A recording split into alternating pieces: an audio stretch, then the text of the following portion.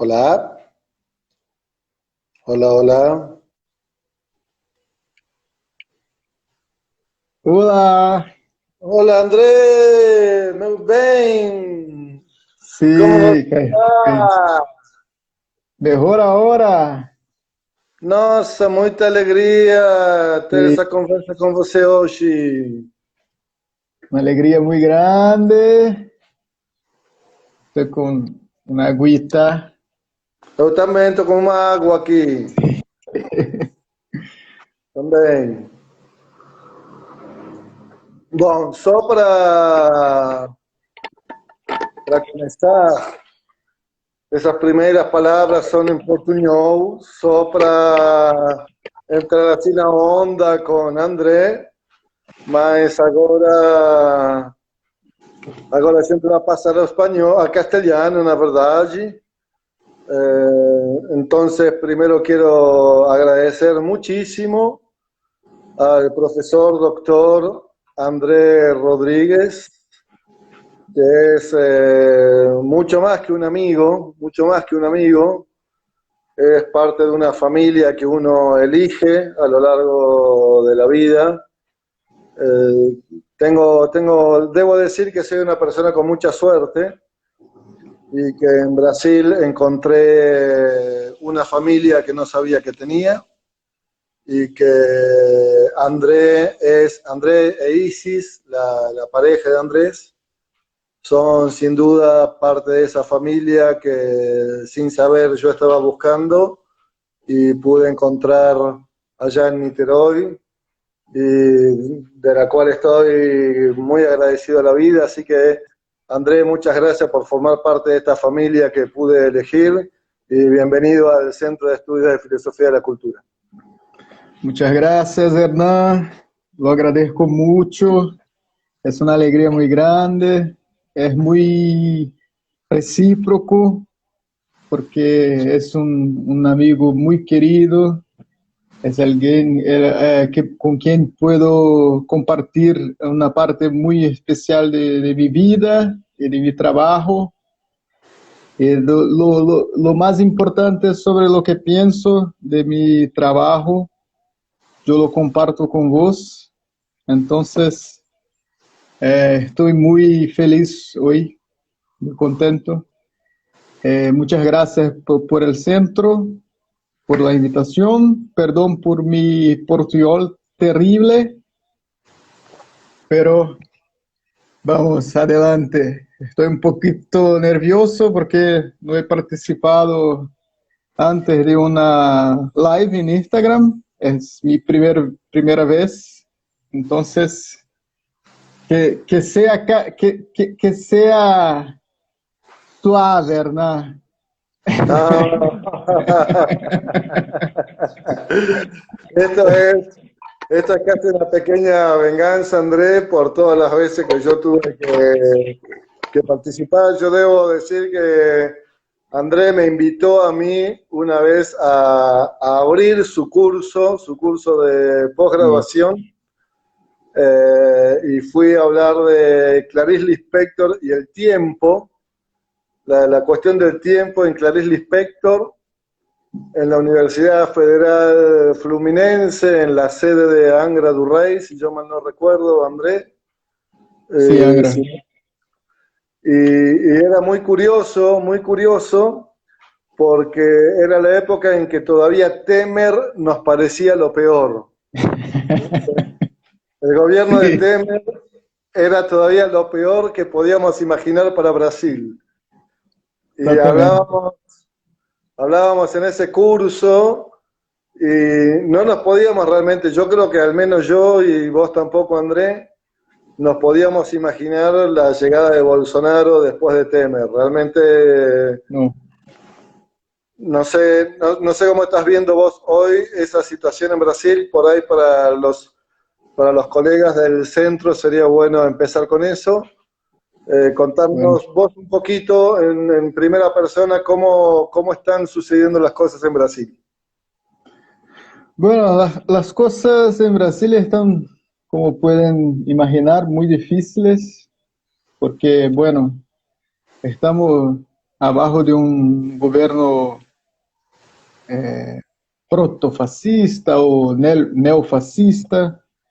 Hay un debate sobre si él es o no es fascista, pero yo pienso que es, porque lo que habla, lo que hace, eh, bueno, es como certísimo, listísimo que es un fascista. Entonces, además, tenemos también una pandemia que en Brasil se está viviendo de una manera muy particular, porque es una pandemia eterna. Empezamos, cuando comenzó la pandemia, hablábamos, así como no podríamos imaginar cómo sería vivir con Bolsonaro. Cuando empezó la pandemia, pensábamos, bueno, vamos a quedar en la casa 3, 4 semanas. Bueno, yo estoy en la casa, en el cárcel prácticamente 7 veces, entonces es una experiencia extrema. Hay que decir que además André vive a 8 cuadras de la playa. Sí, Entonces, estar encerrados en un sí, departamento a 8 cuadras de la playa lo vuelve todo un poquito más complicado, tal es, vez. es trágico, ¿no? Es trágico. Porque estamos acá, entonces todo es muy difícil, estamos en un contexto que las fuerzas de izquierda o las fuerzas democráticas no tienen una mínima idea de cómo vamos a lograr superarlo.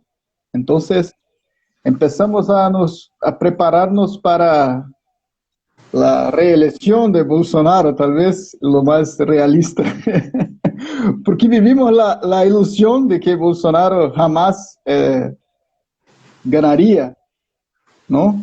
Entonces, ahora que es presidente, tal vez el más realista para podermos pensar en las cosas aquí, así como la pandemia, que acá es una pandemia eterna, tenemos que pensar que Bolsonaro también no es algo que va a pasar muy rápido, porque mismo que él no gane las próximas elecciones, la política que él practica va a dejar muchas marcas profundas en el contexto brasileño, por tanto, las cosas están dificílimas acá. Pero Contanos, nosotros seguimos, estamos hablando, viviendo, amando, ¿no?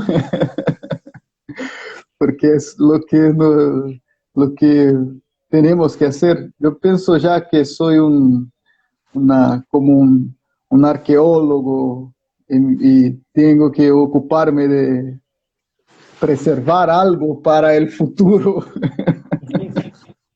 Porque los contanos un poco eso, André. Esa idea que sos un arqueólogo que preserva algo para el futuro. Vos sos profesor de Ciencias Políticas en la sí, Universidad Federal Fluminense y estás dentro de un grupo de literatura y política, de estudios de literatura y política, que es un poco la excusa que tuvimos para invitarte hoy a esta reunión. Creo que ujú, la mayoría de todos los que nos están oyendo y viendo ya lo saben, pero fue con Andrés Rodríguez que comenzamos a trabajar la idea de los videopoemas como un modo de intervención, tal vez en esta arqueología del futuro, dejar algo para el futuro, que por ahí a primera vista no tiene que ver con la política tal como habitualmente se la puede entender, pero un día André, yo estaba, me acuerdo bastante bien, yo estaba El viernes a la noche, dice Gonzalo Andrade, estuvieron los arqueólogos de saber en las jornadas. A mí me parece que es una muy linda definición que Andrés dio de sí mismo, diciendo que es un arqueólogo del futuro. Yo me acuerdo que estaba de noche, estaba casi durmiendo, eran como la 1 de la mañana en Argentina, y me llegó un audio de Andrés, me llegó un audio donde me mandaba 5 minutos de lectura de Clarice Lispector, de La Hora de la Estrella. Yo le propuse, André, que hoy comenzáramos y trabajáramos y nos divirtiéramos y habláramos sobre ese vínculo que él encuentra entre literatura y política. André forma parte de un grupo que se llama LEPEL, Andrés, ¿me estoy diciendo bien? LEPEL, sí, sí. LEPEL, que es el Laboratorio de Estudios en Políticas y Estudios Literarios, si yo no estoy recordando mal. Sí, está correcto. Que tiene además, para nuestra sorpresa, para la sorpresa de la gente del centro, como logotipo una imagen de un poeta brasilero que es Lima Barreto, que nosotros no conocíamos aquí en Argentina, no lo conocemos tanto, pero Andrés nos dijo que era uno de los primeros lectores de Nietzsche en Brasil, y Sí. que uno de sus libros empieza con esa cita. Entonces, tal como habíamos quedado, Andrés, yo voy a empezar a leer una primer cita de Clarice Lispector que me parece que inaugura esta relación nuestra que une literatura y política. Y después te voy a dejar a vos la palabra para que nos cuentes cómo vos estás viendo esta relación y cómo en tu carácter de profesor de ciencias políticas terminás hablándoles de literatura a tus estudiantes.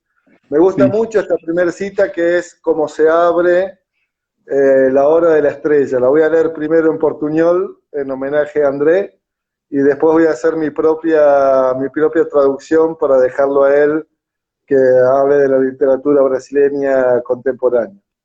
La cita dice así: Tudo no mundo começou com sim. Uma molécula disse sim a outra molécula e nasceu a vida. Mas antes da pré-história, havia a pré-história da pré-história. E havia o nunca, e havia o sim. Sempre houve. Não sei o que, mas sei que o universo jamais começou. Que ninguém se engane. Só consigo a simplicidade a través de mucho trabajo. La traduzco y no la voy a comentar porque es como extremadamente fuerte para un grupo de nietzscheanos, espinocianos, como somos en el Centro de Estudios en Filosofía de la Cultura. Leer esto es como muy fuerte. Yo debo decir que cuando llegué a Brasil no sabía portugués, o sabía muy poquito. Y los primeros 2 libros que me compré en Brasil fueron uno de Machado de Assis y Agua Viva de Clarice Lispector. Y así aprendí portugués, leyendo Agua Viva de Clarice Lispector. Lo cual fue, te podés imaginar, bellísima profesora, ¿no? es muy buena profesora Clarice Lispector.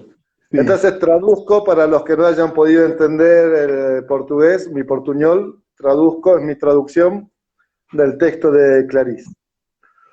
Todo en el mundo comenzó con un sí.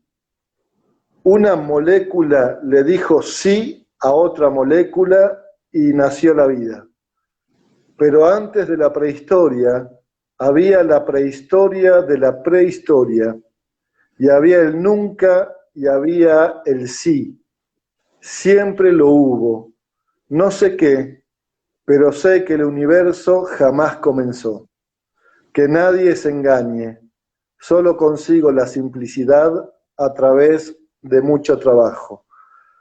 A mí me impresiona, André, esta cita de Clarice, como ya te lo dije antes, por lo de Lima Barreto, que yo realmente no sabía que era un lector iniciático de Nietzsche. Sí, Esta idea que recorre la obra de Clarice Lispector de la afirmación de la escritura como una posibilidad de existencia, como una posibilidad de vida, fuera de sí, todas las tradiciones que hacen de Clarice una escritora de las epifanías, una escritora vinculada tal vez a la tradición judaica.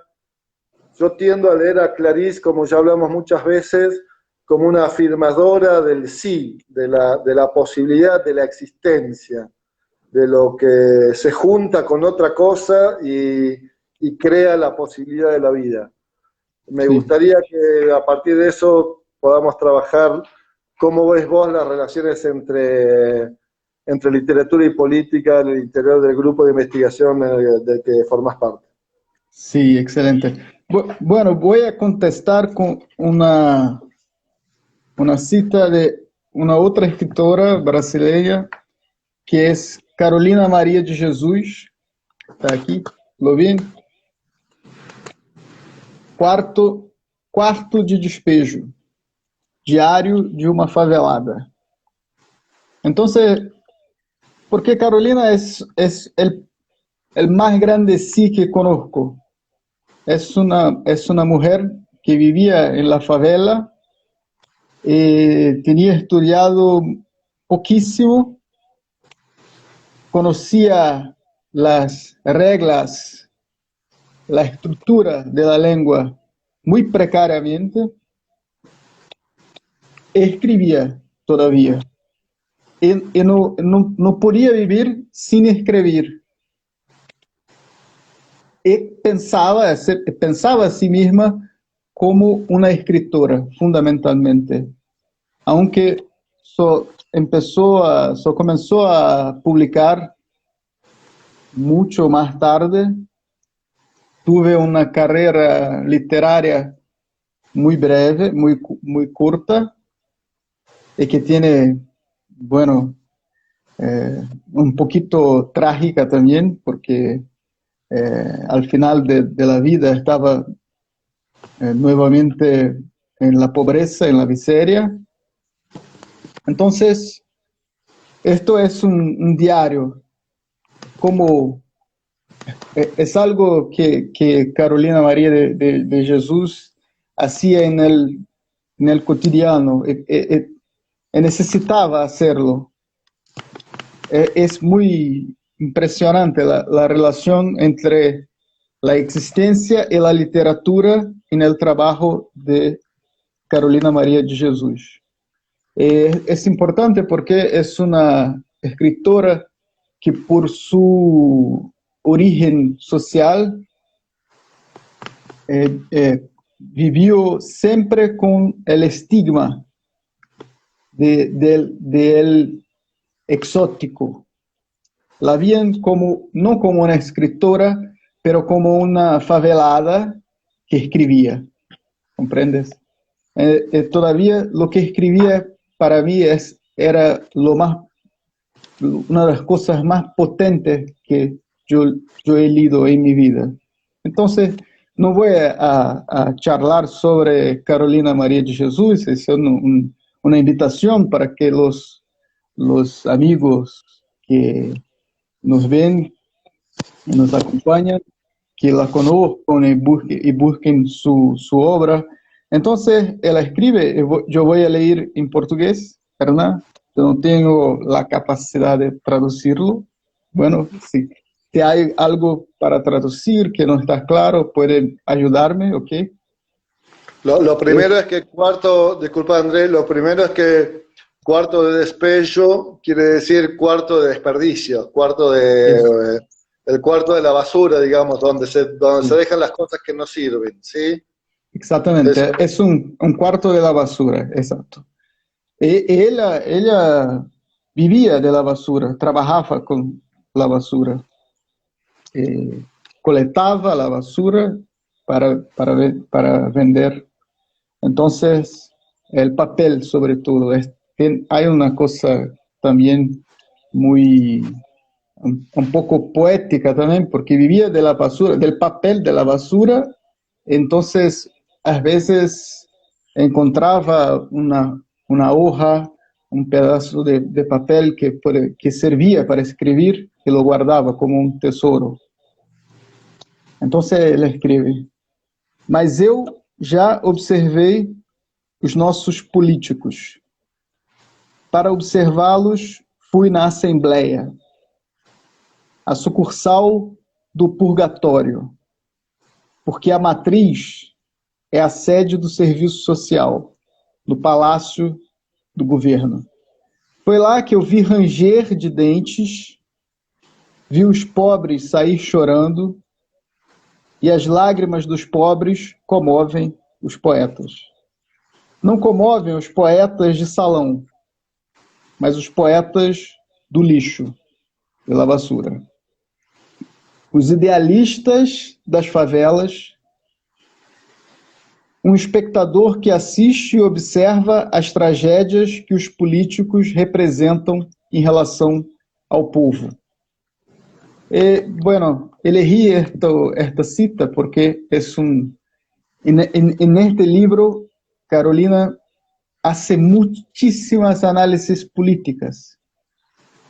Habla de la existencia, pero también hace una crónica política. Habla de los políticos de su tiempo. Entonces, bueno, para mí, Carolina es el más grande sí que yo conozco. Bueno, a mí me interesa mucho ese vínculo que vos estableces entre literatura y política a partir de Carolina como aquello que dice sí, ¿no?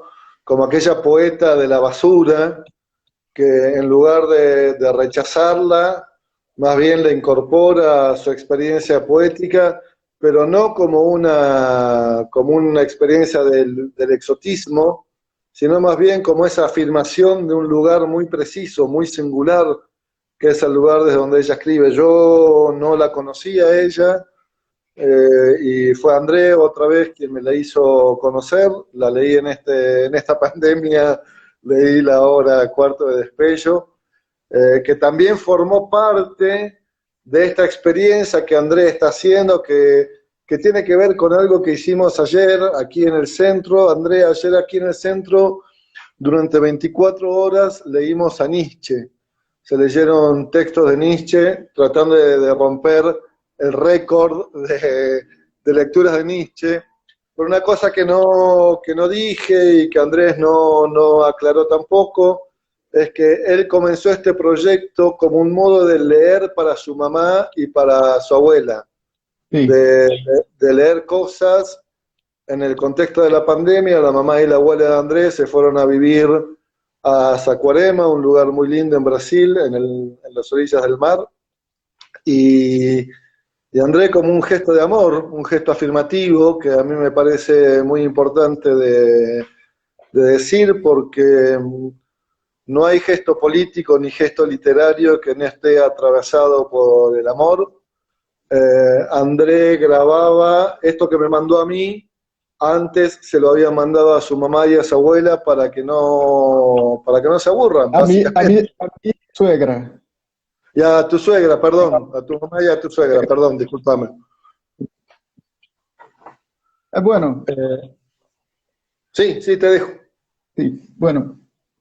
Entonces, yo pienso, para profundizar un poco la relación que pienso entre literatura y política, bueno, el primero que me llevó a pensar la relación entre política y literatura es que yo soy politólogo y la ciencia política brasileña está muy mala, está terrible. Estamos bajo un gobierno fascista. Los politólogos tienen poquísimas cosas a decir. Los politólogos, yo pienso que lo perdieron esta dimensión del sí. de pensar, yo voy a utilizar una imagen. Yo pienso que los politólogos son como los técnicos de computadoras que conocen todo de las computadoras adentro, lo que funciona, para qué sirve cada parte de la computadora, pero si tiene la computadora en las manos no sabe qué hacerlo, no sabe para qué existe una computadora. Y yo pienso que los politólogos están pensando la política de esta manera en Brasil. Yo no sé cómo está en Argentina, en otras partes, pero en Brasil certamente. La computadora que ellos tienen, pesquisan, investigan, y conocen mucho adentro, son las llaman de instituciones, saben todo sobre conocen todo sobre las instituciones, pero dejaron, abandonaron, cancelaron las preguntas políticas. ¿Qué es una buena vida? ¿Por qué vivimos juntos? ¿Por qué tenemos que agir, que hacer cosas y actuar en el mundo? Entonces estaba muy mal. Bueno, también los politólogos brasileños tienen una computadora en las manos que conocen mucho, pero los manuales para operarla son todos en inglés de los Estados Unidos. Entonces es una ciencia muy subalterna en Brasil, que leen los manuales y después quieren operar las máquinas políticas brasileñas, que los manuales extranjeros no los sirven mucho, porque son manuales. Los manuales tienen que corresponder a cosas, no son teoría propiamente, porque las teorías tienen objetos más, como voy a decir, más amplios, que se adaptan, que tienen múltiples voces, que tienen polifonía, ¿no? Entonces, empecé a leer los autores, los escritores, como pensadores políticos. Básicamente es muy sencilla la idea, no es nada muy complejo. Por ejemplo, en Brasil hoy, yo pienso que el principal analista, uno de los principales analistas de la política brasileña hoy, bajo Bolsonaro, es un escritor, Ricardo Lisias. Era un ficcionista. Él ha hecho un movimiento contrario. Estaba en la literatura, era un ficcionista, y cuando Bolsonaro fue presidente, él dejó la ficción e empezó a escribir no ficción. Es muy interesante el movimiento de Lisias. Y escribió un libro de ensayos políticos, que se llama Diario de la catástrofe brasileira. Bueno, es un libro muy interesante.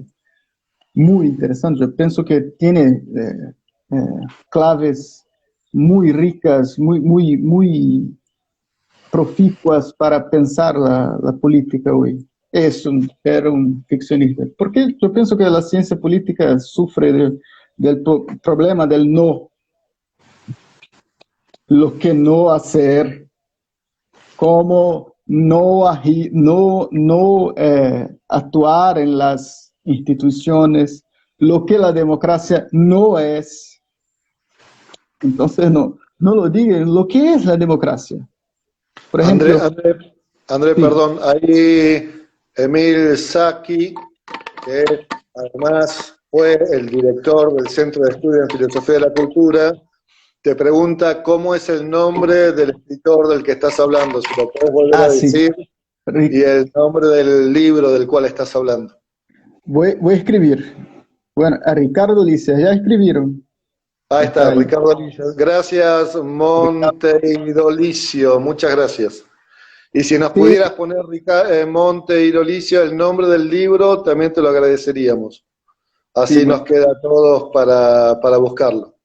Licio es un amigo muy querido de UFI que presenta conmigo y con un otro amigo muy querido también, Andrés del Río, El Tiempo Nublado, que es un programa que tenemos en YouTube, bueno, semanal. Todos Bueno, los entonces, viernes a las 2 de la el tarde. viernes 2 de la tarde, exacto. Es un programa que realmente recomiendo a los miembros del Centro de Estudios de Filosofía de la Cultura. Si pueden seguirlo los viernes a las 2 de la tarde. Es un programa que conduce André con... Ay, me olvidé el nombre, discúlpame André, de tu compañero. Lício, Lício Monteiro Con y Licio Andrés, Monteiro Andrés del Río. y Andrés del Río. Realmente un programa que vale mucho la pena, que los que estamos interesados en cuestiones de la teoría política contemporánea podamos seguir. Después Andrés nos manda el link y yo se los Claro, reenvío a todos ustedes. Me claro, interesa claro. mucho, André, me interesa muchísimo, André, lo que estás diciendo en el sentido de que la ciencia política, yo no diría solo brasilera, sino que en general, salvo algunas excepciones, la teoría política brasilera dice no, la teoría política dice no. Me pregunta Gonzalo si hay canal de YouTube de tu Sí, sí. programa de radio, Andrés.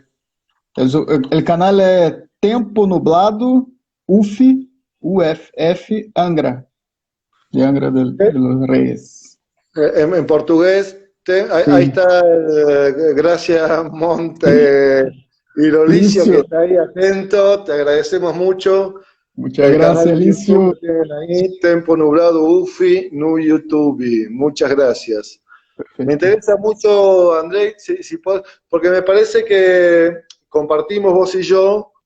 A mí me pasa con la lectura de Clarís y me pasó con la lectura de Cuarto de Despejo, que rápidamente se arma una contraposición entre lo que es la teoría política, que todo el tiempo nos dice no, inclusive autores que uno tal vez quiere, inclusive autores que uno tal vez siente cercanos, pero que cuando los lee se quede con la sensación de que dicen no. Mientras que Cuarto de Despejo o las obras como La Hora de la Estrella, pese a que La Hora de la Estrella es un libro terrible, terrible, Sí, terrible, sin embargo es un libro que nos dice sí, es un libro en el que Macabea dice sí, creo que lo que nos unió en los videopoemas es que le encontramos a La Hora de la Estrella un sí permanente. La Hora de la Estrella tiene 13 títulos, 12 o 13 títulos diferentes, pero en todos los títulos diferentes dice sí. Entonces a mí me interesa mucho esa idea tuya, me parece muy potente, muy interesante. La idea de que por un lado está la teoría política diciéndonos que no, y por sí, otro lado la escritura literaria que nos dice que sí. Me gustaría si podés avanzar sobre eso, desarrollar un poco más esa idea. claro. Yo pienso que la teoría política ha perdido muchísimo la dimensión de la imaginación, de pensar los horizontes de la acción. Bueno, entonces se convertido casi una cosa técnica mismo, como yo hablé antes, como, porque, bueno, todo el tiempo está muy vinculada la teoría política a la previsibilidad, a la estabilidad del poder, al consenso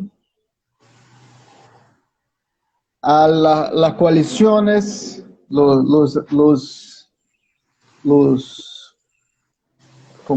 yo voy a hablar? Fala en portugués. Fala en portugués, eu traduzo. Coalizão. La coalición, los acuerdos Los entre... acuerdos, la coalición, exacto. Es un tipo de reflexión que es muy ocupada en dominar, en estabilizar las cosas. Y en enunciados técnicos. Entonces, cómo funciona la democracia, lo que hacen los políticos, cómo las reglas deben ser observadas desde el punto de vista de la Constitución y de los manuales de teoría política. Entonces, sí, bueno. Me haces acordar mucho a un cierto discurso. Hay Gonzalo Aguirre, que es un gran amigo. Gonzalo Aguirre sería como tu alter ego de aquí de Buenos Aires, digamos. Qué bueno. Casi hasta físicamente te lo diría. Bueno. Gonzalo dice, politólogo es ni sí ni no. Sí. Esta doble vida me está matando, dice Gonzalo. Y después Virginia Zuleta, que es una gran filósofa joven argentina, con la cual tuve una gran discusión la última vez, una gran discusión en los términos en los que la discusión debe ser mantenida. Dice que le gustó mucho lo que dijiste sobre la imaginación y también si pudieras después avanzar sobre eso. A mí, mientras te escuchaba, me hacía acordar mucho a algunas de las cosas que dice un gran filósofo de la técnica checo-brasilero, Willem Flusser, en el sentido de que los discursos de la ciencia política se vuelven técnicos, se vuelven puramente técnicos. Y me acordaba que aquí en Argentina, ante cada crisis económica, es curioso porque tanto de la izquierda como de la derecha se nos dice que precisamos previsibilidad, que lo que le pasa a la Argentina es que no tiene previsibilidad y que el programa neoliberal precisa ser previsible, que es como un modo de cancelar la imaginación, porque la imaginación es justamente el espacio de lo imprevisible, el espacio de lo que no sabemos qué puede pasar, independientemente de la discusión que yo tengo con Virginia acerca del concepto de imaginación.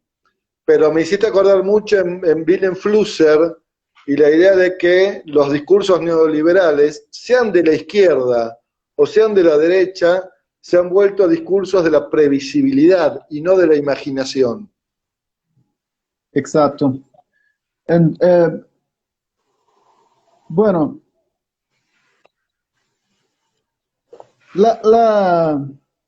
cuando pensamos en los horizontes de la política por el sí, ¿no? Entonces, no más por la... Yo pienso que los politólogos tienen los que leen aún la filosofía política, tal vez hacen una lectura de Maquiavel, por ejemplo, como un autor de la estabilidad, que no es, ¿no? Porque leen como manuales. Aquí están las reglas para seguirnos. Maquiavel piensa política como pura instabilidad, ¿no? Estos horizontes están completamente cancelados en la teoría política, están completamente cancelados en el propio discurso político, no solo en la teoría, yo pienso. Es un mundo sin imaginación, es un mundo gris, pero tiene que ser previsible, controlado, tiene que tener metas, objetivos, y accountability. Bueno, me recordé de una banca de maestría que Una banca es participé, un jurado, una banca es un jurado de maestría. de maestría, perdón, en la Fundación Getúlio Vargas, en el curso de administración. Entonces, estuve en la banca y la tesis era sobre modelos de lideranza, por ejemplo. Es un ejemplo. Modelos de lideranza. ¿Y cuáles son los modelos de lideranza que producen los mejores resultados? ¿Sí? Y uno de los examinadores, eh, ¿está correcto? Sí, sí, sí, perfecto. Los jurados, Un ¿no? Sí. jurado, uno de los jurados.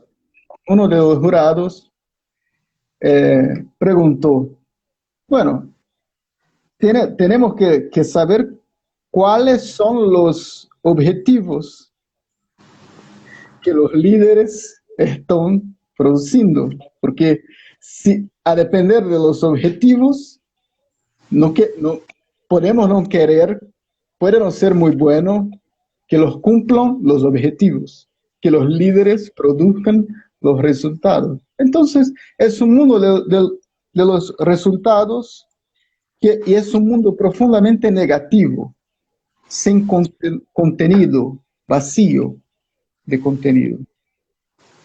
Y la literatura es un terreno para mí de otra, es el opuesto mismo, como hicimos este juego con sí y no, es el opuesto, porque la literatura es polisémica, es el terreno de riesgo, y después del sí no sabemos lo que va a pasar.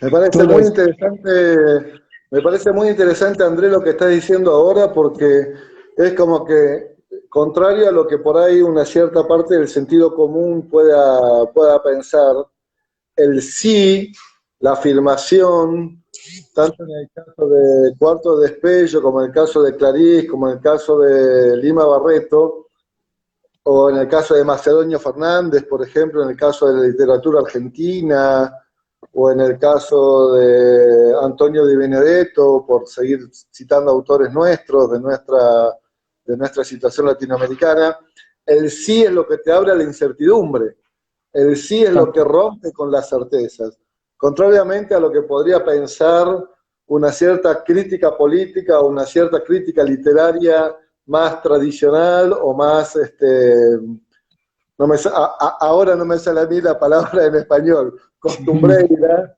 más sí, así, más habitual. El sí es la afirmación de aquello que ya no tiene palabras para ser dicho. A mí eso me parece muy interesante, digamos, en tu posición como teórico, en tu posición como profesor, en tu posición como lector de poemas, que sos un gran lector de poemas, eh, y en tu posición aunque vos te niegues a hacerlo, en tu posición de cientista político. Darnos cuenta que cuando uno dice que sí a algo, no está cerrando las cosas, sino que se está abriendo a una gran incertidumbre. sí, exacto.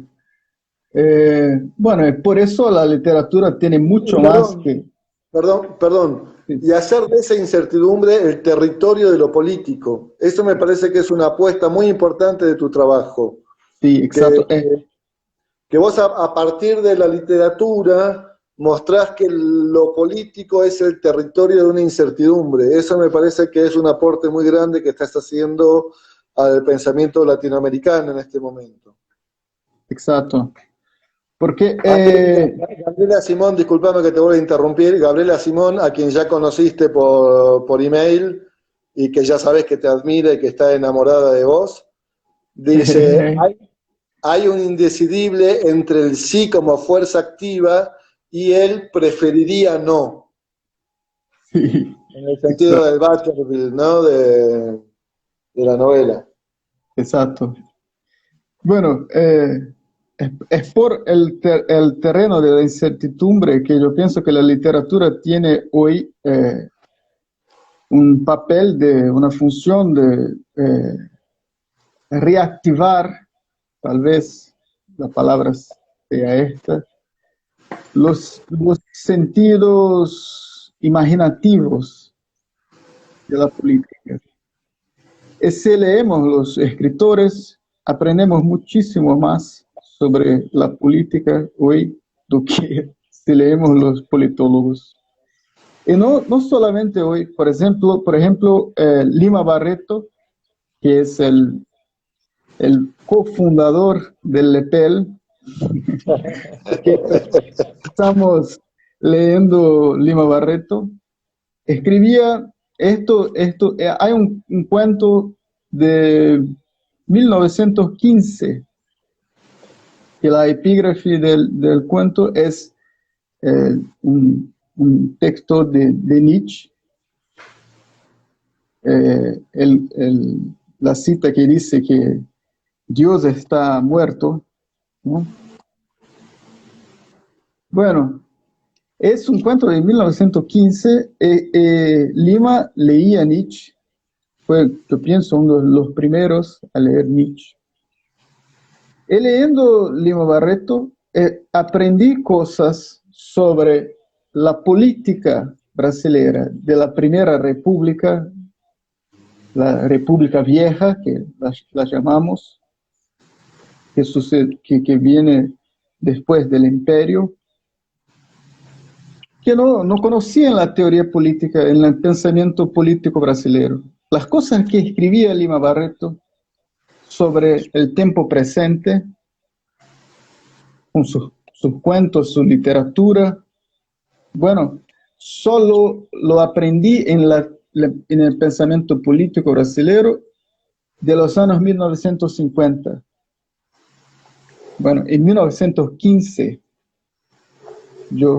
ellos hacía análisis, por ejemplo, muy precisas, muy profundas sobre un fenómeno importantísimo de la República Brasileña, que era el coronelismo, la República de los coroneles, que son los jefes locales que dominan las políticas municipales por la fuerza.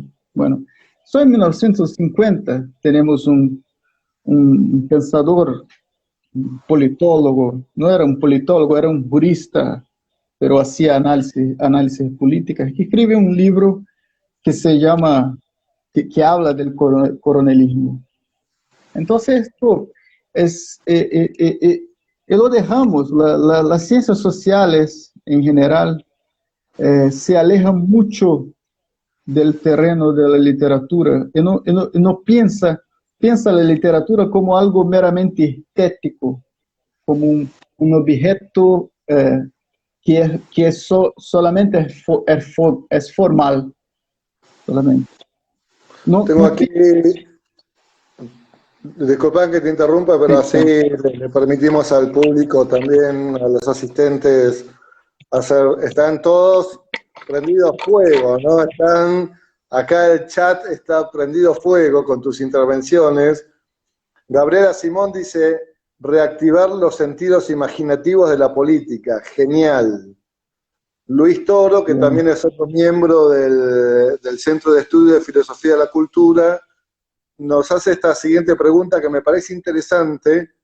Yo la podría responder, pero prefiero que la respondas vos, André.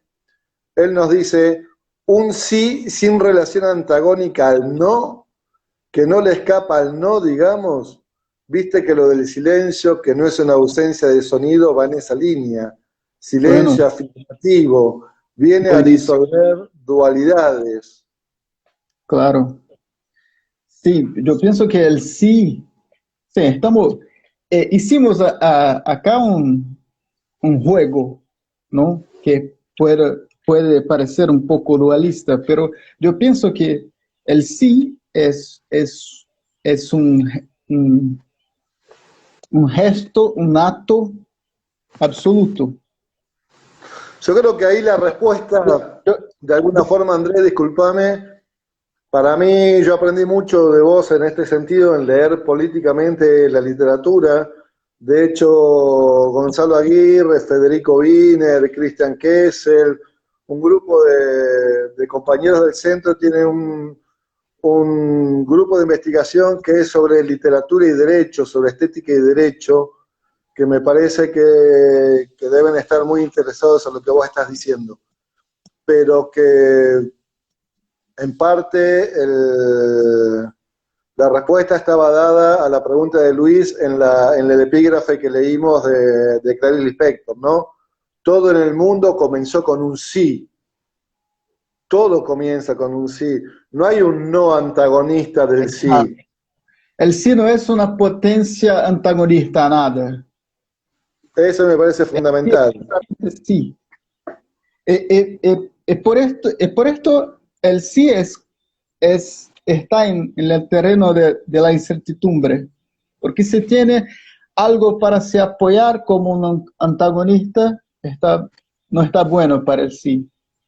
Entonces, si pensamos el sí como un par antagónico,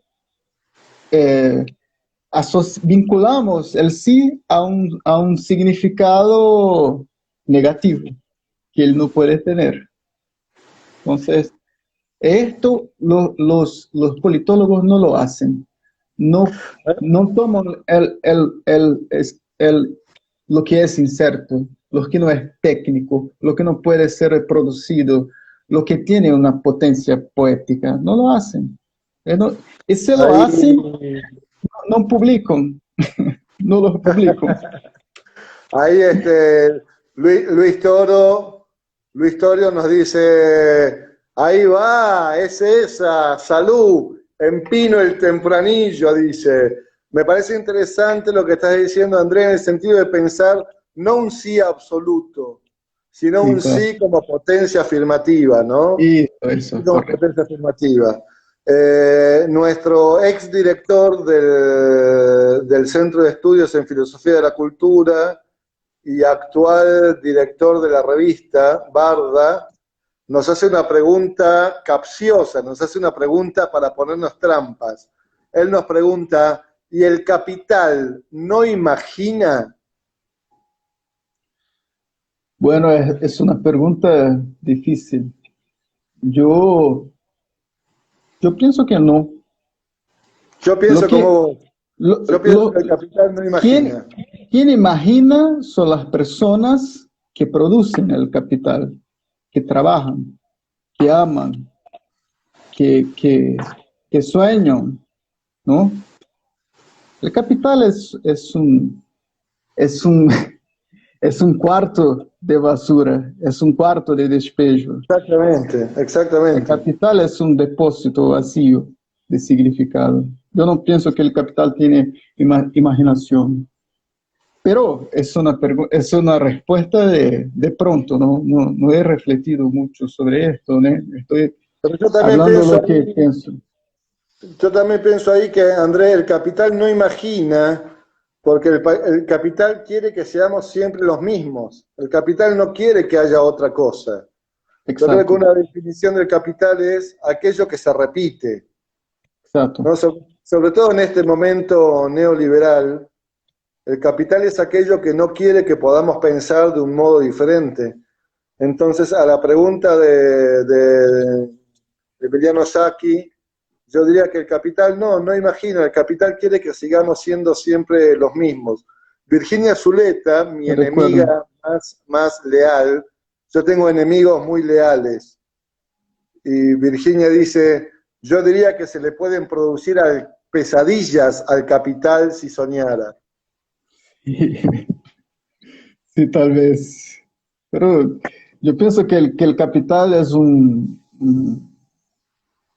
es algo en blanco. Es como si cerramos los ojos, nos quedamos en una sala completamente blanca. No es, ni es oscuro, el capital. Es algo completamente visible. Es la... Bueno, estoy pensando en esta imagen ahora mismo. Es como estoy imaginando. Es como si dormimos y como si dormir fuese acordar. Despertar, Está en una despertar, acordar, despertar, despertar. sí, claro, despertar. En una sala completamente blanca, sin nada, sin objetos, sin cuerpos, sin deseos. Yo pienso que esto. Pero hay una otra pregunta de Emil. Pero hay una imaginación de derecha. Esta es la pregunta. Sí, es como, no sé si es, bueno, la derecha es algo también un poco amplio, pero tal vez hoy lo que es la derecha que está en el poder, ¿no? Los neofascismos, esto es algo que es pura fuerza contra la imaginación, es pura fuerza eh, para domar los sentidos, para docilizar los cuerpos, ¿no? Sí, Entonces, Emilio, es una imaginación terrible, entonces, ¿no? Porque es claro, algo pero que se este es un imagina para... poco. Para mí ahí no coincido tanto con vos por primera vez, perdón, perdón, no voy a ¿Cómo? coincidir. Ah, bueno, está bien, no tenemos que coincidir, ¿no? Esto es el terreno del sí, ¿no? Sí, eso, somos dos moléculas que se dicen sí. Sí, exacto. Eso nos ha hecho familia, vos y a mí, André. Somos dos moléculas que se dicen sí mutuamente. Porque ahí no estoy leyendo ese último comentario que puso ahí eh, Emiliano Sacchi, perdón. Dice, pensar que lo novedoso puede ser horrible. A mí me parece que, y yo sé que a Emiliano esto le va a resultar un asco, que creo que el problema de la derecha es que es banal, ¿no? Es que es banal, es que es banal, Sí, es que es incapaz de imaginarse otra cosa. Hay una banalidad inscripta, una estupidez inscripta. Bolsonaro es fascista porque es estúpido, porque es banal. sí. Y lo peor que nos ha pasado es que la banalidad se ha hecho política. Creo que tal vez la batalla cultural que hemos perdido y la apuesta tuya y la mía a favor de la literatura es en contra de la banalidad como modo de hacer política. Eh, Me parece que no se trata de si la derecha es o no imaginativa. Claramente no tiene imaginación, dejo entre paréntesis mi pelea con Virginia. Lo que tiene la derecha es que es banal, es estúpida y ha hecho que el sentido común se banalice y se haga estúpido. Y nuestro gran desafío, creo que el tuyo y el mío, es a través de la literatura, de Cuarto de Despejo o de La Hora de la Estrella, es combatir la banalidad. Es Sí. poder, es poder mostrar que hay una incertidumbre que define nuestro modo de estar en el mundo, nuestro modo de existir en el mundo, que no hay un programa, que no hay programas, que no hay Sí, técnicas, que no hay soluciones técnicas, que las soluciones siempre son incertidumbres, que toda solución nos abre una incerteza. yo no sé hay una palabra en portugués que tiene una tradición un poco larga en el Nos quedan 20 pensamiento. segundos. Es así, qué malo. Que es, bueno, entonces no será posible empezar este raciocinio ahora, ¿Cuál es la porque palabra? engenho, Ah, ingenio, ingenio. ingenio